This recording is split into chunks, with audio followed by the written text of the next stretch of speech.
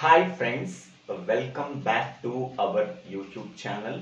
Today we have to discuss about equivalence relation with example problem in discrete mathematics and graph theory course. First of all, what is equivalence relation? Let us consider P be a finite set that contains finite number of elements 1, 2, 3. Let R be a relation that can be defined on set P. Relation R is said to be equivalence relation if and only if it satisfies three properties. First one is reflexive property, second one is symmetric property, third one is transitive property. So whenever the relation R satisfies these three properties on set P, then relation R can be called as equivalence relation. Now consider first one, the reflexive property.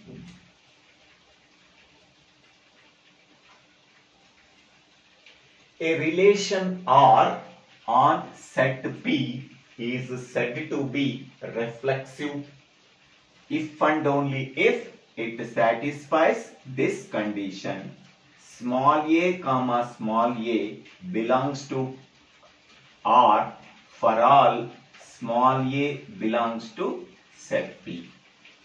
I am taking any element from set P, that element as A. With that element, I am forming an order pair A comma A. This order pair must be in a relation R. Then relation R satisfies reflexive property. Example, I am taking element 1 from set P, then it becomes 1 belongs to P. Okay. With element 1, we are forming a order pair 1 comma 1 belongs to R. Okay. This order pair must be in relation R. Next, I am taking element 2 from set P. It can be written as 2 belongs to P. Now, with element 2, I am forming a order pair 2 comma 2 belongs to R.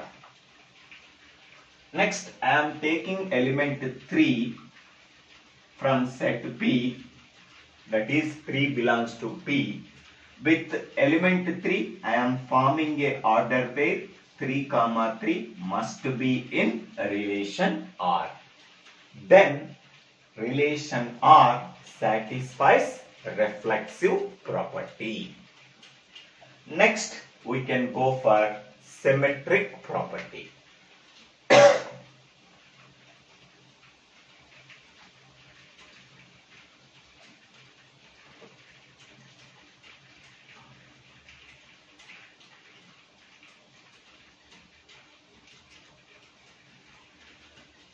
So, I am taking two elements from set P, that are A comma B belongs to P.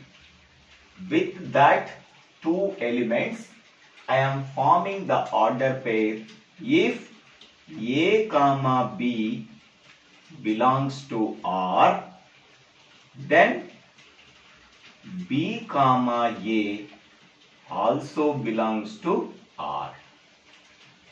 So for all A comma B belongs to P. Okay. I am taking two elements from set P, that are A comma B. With that two elements, suppose we are forming a order pair A comma B. This order pair must be in relation R. Then B comma A is also must be there in relation R. Okay, once again I am telling, I am taking any two elements from set P. That elements are A and B. With that two elements, I am forming an order pair A comma B. That order pair is in a relation R. Then B comma A order pair must be there in relation R. Then relation R satisfies symmetric property. A comma B belongs to R, then B comma A is also belongs to R. For all A comma B belongs to P. So I am taking 1 and 2 elements. So 1 comma 2 elements from set P. We are forming a order pair 1 comma 2 belongs to R. Then compulsory 2 comma 1 also belongs to R. 2 comma 1 also belongs to R. Then relation R satisfies symmetric property. Next I am taking the elements 2 and 3 from set P. With that elements I am forming a order pair 2 comma 3 belongs to R. If the order pair 2 comma 3 is in relation R, compulsory 3 comma 2 also belongs to R. Then relation R satisfies symmetric property. Next I am taking 1 comma 3 elements from set P. Then the order pair 1 comma 3 belongs to R. Then 3 comma 1 must be there in relation R. Hence we can say that relation R satisfies the symmetric property. A relation R on set P is said to be symmetric if A comma B belongs to R, then B comma A is also belongs to relation R for all A comma B belongs to P. That means we are taking any two elements from set P with that elements forming an order pair A comma B. It is there in relation R, then B comma A order pair must also be there in relation R. Hence we can say that relation R satisfies the symmetric property on set P. Next third property is transitive property. How can you define transitive property?